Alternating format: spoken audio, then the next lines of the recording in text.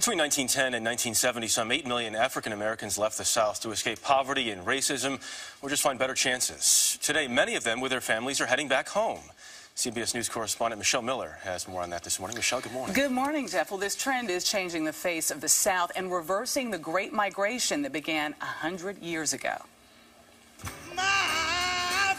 So much of the 20th century was about escaping the South, that there was not a member of this church that did not have people who had just come up from the South. Author Isabel Wilkerson has spent a decade researching the Great Migration, a period where 8 million African Americans fled the South from the 1910s through the 1970s. Every aspect of their lives was dictated by a system that we know as Jim Crow. It took the mass departure of this many people that finally sent the signal to the South that things had to change. During the 1940s alone, 1.6 million African Americans headed north or west. To Chicago, to Detroit, to Cleveland, to Pittsburgh, to all those places that offered great factory and construction jobs and a higher wage and a better life for your family. My apartment, that's where I was. Louise Brown was just 15 years old when her parents moved their family from Atlanta to New York in search of better opportunities. He built homes, she worked as a maid. I've been in New York since 1944.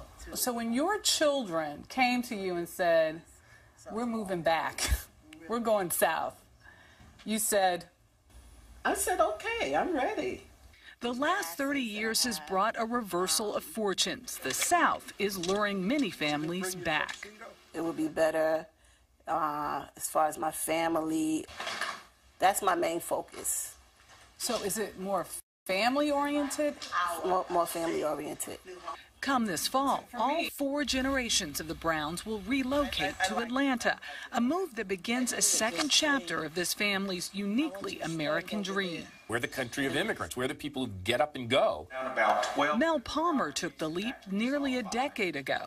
At first, his father didn't understand. He didn't want me to come back to Atlanta or Mississippi.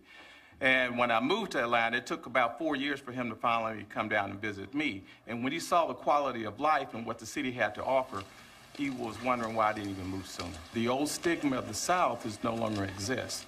Does it also mean that the South has come a long way? The South has come a long way, partly because of the sacrifices that these people made in this Great Migration, I mean, forcing the South ultimately to re-examine itself. I think the big part of this movement is the new young generation of African Americans. The market is more reasonable than in New York.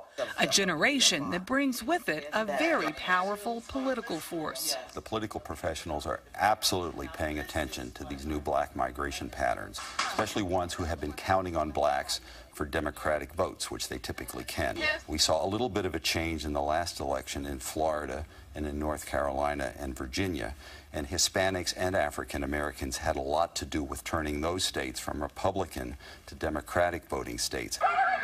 The reverse migration has also ushered in a new era of tolerance. The 2010 census shows that the South is becoming more welcoming to people of all backgrounds, especially Latino Americans. The idea of a white category is going to be meaningless. Basically, it'll be so much interracial marriage, mixed-race children. People then will think, white? What does that mean? For the Brown family, I can put my thermos spa over there. It's a homecoming that in many ways means a second chance for all. This is beautiful.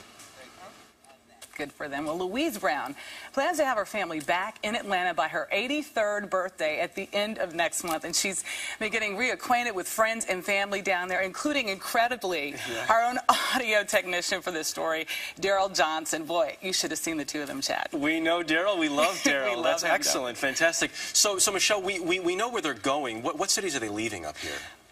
Over the last 30 years, Detroit saw the most loss, but right behind it, Chicago and then New York. And just to give you an idea about New York State, for example, it lost some 40,000 people in 2009. Half of them went down south. Wow. Michelle Miller, good stuff.